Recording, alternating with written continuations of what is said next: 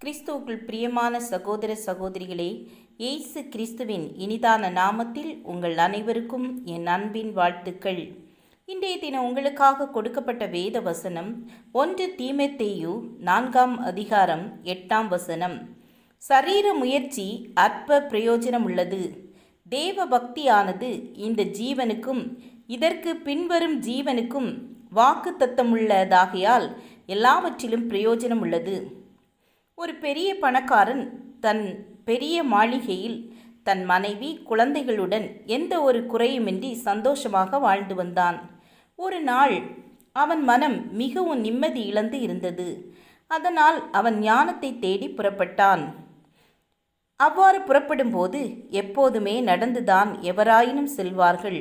ஆனால் இவன் பெரிய பணக்காரன் என்பதால் தன் குதிரையில் பல ஊர்களுக்கு சென்று பல துறவிகள், ஞானிகள் மற்றும் குருக்களை சந்தித்து அவர்கள் கால்களில் தங்கத்தையும் வைரத்தையும் வைத்து தனக்கு ஞானம் தருமாறு வேண்டினான்.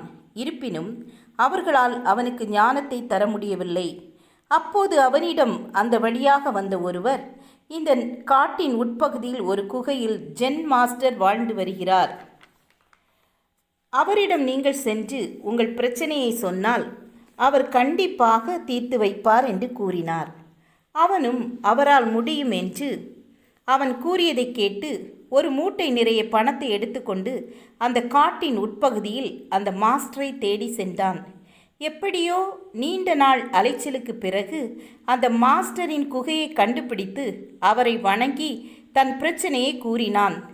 பின் அந்த மாஸ்டர் அவனிடம், நீ இங்கே எப்படி வந்தாய் என்று கேட்டார். அதற்கு அவன், குதிரையில் என்றான். பின் அவர், அப்படி என்றால் எதற்கு ஞானத்தை தேடுகிறாய்? முதலில் உன் குதிரையை தேடு என்று கூறினார். உடனே அவன் அவரிடம், என்ன குருவே, முட்டாள்தனமாக பேசுகிறீர்கள்.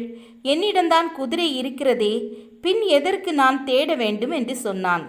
பிறகு குரு சொன்னார், எப்படி உன்னிடம் குதிரை இருக்கிறதோ அதே போல்தான் ஞானமும் உன்னிடம் இருக்கிறது.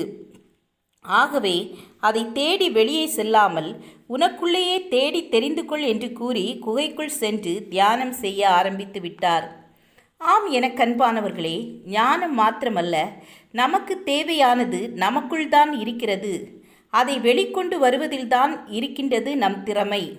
நமக்கு ஒரு இக்கட்டான சூழ்நிலை வரும்போதுதான் நமக்குள் இருக்கும் திறமை நம்மையும் அறியாமல் முழுவதும் வெளிப்படும்.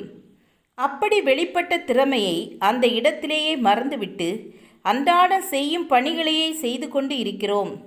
நாம் மறந்தாலும் நமது திறமைகளை தேவன் மறப்பதில்லை. வேதாகமத்தில் பேர் போன ராஜாவாகிய தாவீது தன் ஆரம்ப காலத்தில் சவுல் ராஜாவிற்கு அசுத்த ஆவி பிடிக்கின்ற நேரத்தில் சுரமண்டலம் வாசித்து அதை துரத்துவான். எனவே சவுல் அரண்மனையிலேயே அவனை இருக்கும்படி செய்தான். ஆனால் தாவீதோ அதை விட்டுவிட்டு மறுபடியும் ஆடு மேய்க்க சென்றான்.